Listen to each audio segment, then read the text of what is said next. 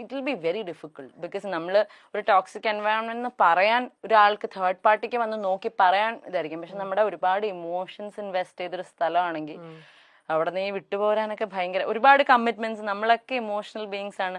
നമ്മുടെ പല കാര്യങ്ങളിലും വൾണറബിൾ ആയിട്ടായിരിക്കും പല സാഹചര്യങ്ങളിലും നമ്മൾ നിന്നുകൊണ്ടിരിക്കുന്നത്. പല സൊസൈറ്റീനെ ചിന്തിച്ചിട്ട് എന്റെ ഒരു ആത്മാർത്ഥത, എന്റെ ഒരു എന്നാലും എന്റെ ഒരു ബെസ്റ്റ് അല്ലേ ഞാൻ കൊടുത്ത്, ഇങ്ങനത്തെ പല കാര്യങ്ങൾ വിചാരിച്ചിട്ടായിരിക്കും വർക്കിലാണെങ്കിലും കേട്ടോ. ഇപ്പൊ ഒരു ജോലിക്ക് പോവാണെങ്കിൽ അവിടെ ഞാൻ എന്റെ ഏറ്റവും ആഗ്രഹിച്ച ജോലിയാണെങ്കിലും അത് എന്നെ ഭയങ്കരമായിട്ട് തളർത്തുകയാണെങ്കിൽ we have to be strong enough to get out of it.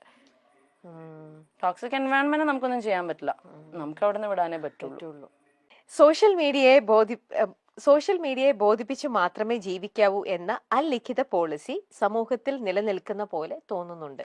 അത് നന്നായിട്ട് തോന്നുന്നുണ്ട്. ഞാൻ എപ്പോഴും എന്റെ ചേച്ചിയായിട്ട് ഞങ്ങൾ ഉണ്ടാവുന്ന ഒരു കോൺവെർസേഷൻ ആണ്. അതായത് ചേച്ചിയുടെ ഓൺലൈൻ ഇതിനകത്തൂടെ വന്നിട്ട് എപ്പോഴും എന്ത് വന്നാലും ഹാപ്പി ആയിട്ടുള്ള പോസ്റ്റേ ഇടുള്ളൂ.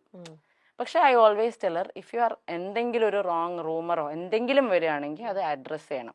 എന്നിട്ട് ഇപ്പൊ സത്യം പറയണം, വളരെ ജെനുവൻ ആയിട്ട്. ഇപ്പൊ ഞാൻ റീസെന്റ് വേറെ ഇടത്തിൽ ഞാനത് പറഞ്ഞായിരുന്നു. ശരിക്കും പറഞ്ഞാൽ നമ്മൾ നോക്കുമ്പോൾ ഇപ്പൊ നമ്മളിപ്പോ ഭയങ്കര നല്ല കാര്യങ്ങൾ ചെയ്യുന്ന ഒരാളാണ്, ഈ ഒരു ഇമേജ് മാത്രം പുറത്ത് കാണിച്ചാൽ ആൾക്കാർക്ക് നമ്മളെ ഇഷ്ടപ്പെടും. പക്ഷെ നമ്മൾ വളരെ ജെന്യുവൻ ആയിട്ട് നമ്മുടെ മെയിൻ നമ്മൾ പാളിയ ഡെസിഷൻസ് ആണെങ്കിലും നമ്മുടെ എന്തെങ്കിലും നിലപാടുകളാണെങ്കിലും വന്ന് പച്ചയ്ക്ക് പറയുന്ന ആൾക്കാർക്ക് ഭയങ്കര വിമർശനമായിരിക്കും.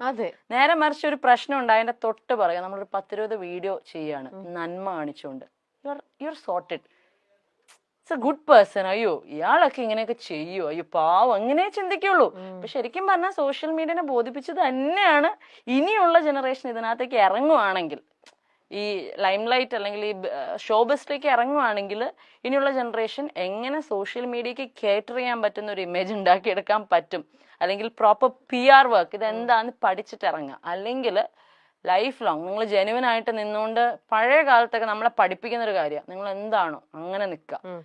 ഇനി അതൊന്നും നടക്കില്ല. ഇത്രയും സോഷ്യൽ മീഡിയ വളർന്നുകൊണ്ടും ഒരു വീട്ടില് 5 വയസ്സുള്ള കുട്ടി തൊട്ട് 55 വയസ്സുള്ള അമ്മയുടെ കയ്യിൽ വരെയും ഫോണുള്ള സമയത്ത് ഇത്രയും ആൾക്കാരെ ഒരേപോലെ അവർക്ക് മനസ്സിലാവുന്ന ഒറ്റ ഭാഷ ഉണ്ടാവുള്ളൂ, നന്മ. ഈ നന്മ മാക്സിമം കാണിച്ചുകൊണ്ട് എത്ര ഉഡായിപ്പാണെങ്കിലും നിങ്ങൾ ആൾക്കാരെ കൺവിൻസ് ചെയ്യാൻ പറ്റും. I have always felt so social മീഡിയയിൽ വന്നിട്ട് ജെനുവിനിറ്റിയേക്കാൾ കൂടുതൽ ബിൽഡ് എൻ ഇമേജ്, ഒരു ഫേക്ക് ഫേസ് വേണം. അപ്പോ ആബ്സല്യൂട്ട്ലി. കാരണം ഇപ്പൊ ഞങ്ങളുടെയൊക്കെ കേസിൽ ഇപ്പൊ ഞാനൊക്കെ ഇങ്ങനെ വന്ന് നിന്ന് സംസാരിച്ചിട്ട് എന്ത് മാത്രം ഹേറ്റ് ഉണ്ടായത്. എന്നാൽ ഞാൻ ഈ പറയുന്ന ആരെങ്കിലും ഒരാൾ എന്തെങ്കിലും ചെയ്ത് ഉപദ്രവിച്ചിട്ടുണ്ടോ? I haven't, my sister has not. ഇപ്പം അതിനകത്തല്ല കാര്യം. നേരെ മറിച്ച് ഞാൻ ഒരുപാട്, ഇപ്പം ഞങ്ങളുടെ പേഴ്സണൽ ലൈഫിലുള്ള കാര്യമല്ല പറയുന്നത്, ഞാൻ ഒരുപാട് പേരെ എനിക്ക് പേഴ്സണൽ ലൈഫിൽ ലോക കള്ളന്മാരായിട്ടുള്ളവരെ അറിയാം. പക്ഷെ അവരൊക്കെ ഭയങ്കര നല്ല ഇമേജ് കൊണ്ടു നടക്കുന്ന ആൾക്കാർ, കള്ളന്മാര് മാത്രമല്ല കള്ളികളും ഒരുപാട് പേരുണ്ട്. പക്ഷെ അവർക്കൊക്കെ മീഡിയയിൽ അവരുടെ പ്രൊഫൈൽ കയറിയ നന്മ മാത്രമേ ഉള്ളൂ. കളിക്കാൻ അറിയാമോ അവർക്ക്?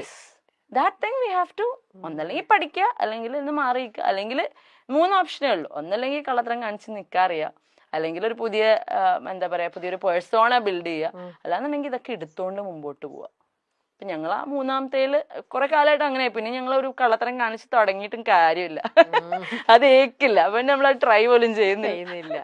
അപ്പൊ ശരിക്കും കളിക്കാൻ അറിയാവുന്നവർ മാത്രം ഇറങ്ങേണ്ട ഒരു, ശരിയല്ല ഞാൻ പറഞ്ഞത് ശരിയാണെന്ന് ചേച്ചിക്ക് തോന്നുന്നു.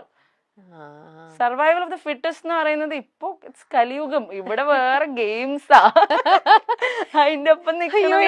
ഞാൻ ഒന്നാമതൊരു സോഷ്യൽ മീഡിയ പേഴ്സൺ അല്ല, ഇതൊക്കെ കൂടെ കേൾക്കുമ്പോ നമുക്കൊക്കെ ഒരു രീതിയിലും ഹാൻഡിൽ ചെയ്യാൻ പറ്റാത്ത വേറെ ടൈപ്പ് ഒരു ലോകം തന്നെയാണ് ഇതെന്ന് പറയണത്. ബാപ്രേ.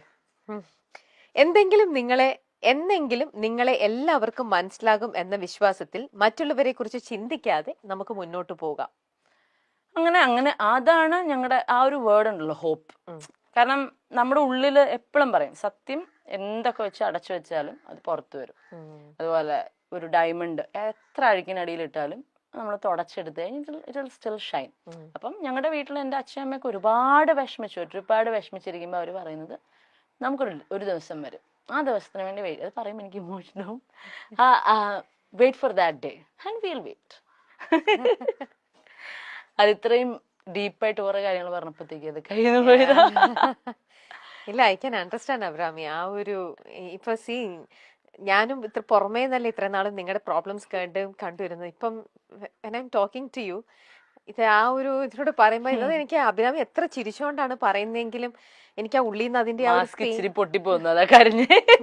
ഇവർ എന്റെയും കണ്ടെന്ന് അറിയണു. നമുക്ക് ആ ഒരു പെയിൻ ശരിക്കും നമുക്കത് മനസ്സിലാവും. നിങ്ങള് നോയിങ്ലി അൺനോയിങ്ലി എന്തൊക്കെയല്ലേ നിങ്ങളത്. അപ്പൊ അതെന്തായാലും അത് ഒരു സമയം ഇപ്പൊ എന്തായാലും ഞങ്ങളുടെ അച്ഛൻ മുകളിലും ഉണ്ട്. സോ പുള്ളി അവിടെ നിന്ന് ഗെയിംസ് കളിച്ചോളും. ഞങ്ങൾക്ക് കളിക്കാൻ പറ്റാത്ത games he'll do it for us. അപ്പോൾ വി ഡു ബിലീവ്. അതായത് ഇത് മാത്രമല്ല, ഈ പറയുന്ന ചേച്ചിയുടെ പ്രീവിയസ് മാരേജിന്റെ കാര്യം മാത്രമല്ല, ഓൾ ടുഗെദർ നമ്മൾ അങ്ങനെ ഒന്നും ചെയ്യാത്ത വളരെ ജെന്യുവൻ ആയിട്ട് നിന്നിട്ടുള്ള ആൾക്കാരാണ് ഒരു പോയിന്റിൽ പ്രൂവ് ആവും. Will wait for that. We have to. കാരണം പാപ്പു എന്ന് പറയുന്ന ഒരാളുടെ മുമ്പിൽ ഞങ്ങൾക്ക് അത് കാണിച്ചു കൊടുക്കാനുണ്ട്. പിന്നെ ആ കുഞ്ഞിന്റെ ഒരു പ്രയാസം ദൈവം ഞങ്ങളുടെയൊക്കെ പിന്നെയും പോട്ടെ, കുഴപ്പമില്ല. പക്ഷെ ഈ പറയുന്ന ഒരു എനർജിയൊക്കെ മുകളിലുണ്ടെങ്കിൽ ആ കുഞ്ഞിന്റെ ഒരു സാധനം കാണാതിരിക്കില്ല. അപ്പം that day will come for sure.